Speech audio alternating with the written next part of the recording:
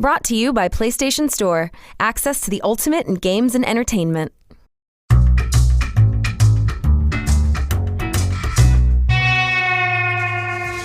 It's that time again to talk to you about the latest games and new releases.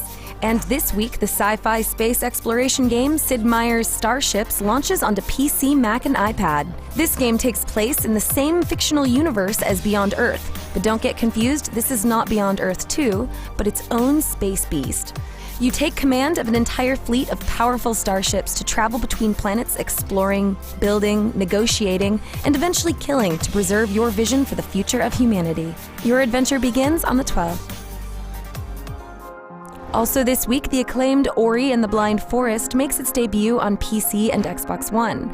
You're a glowing guardian spirit raised by a sweet bear-like creature, now exploring a dark forest. It's like Princess Mononoke and Ferngully in an interactive wonderland. Save points are called soul links, and you can make them anywhere you please, but they require a particular amount of materials found in the forest, which means you have to choose when you want to make the checkpoint.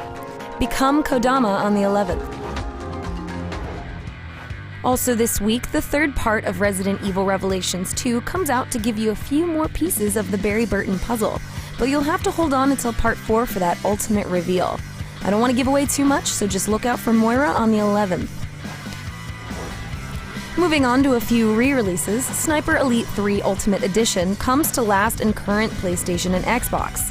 3 additional single-player missions, 6 additional weapon packs, and 18 new weapons have been added.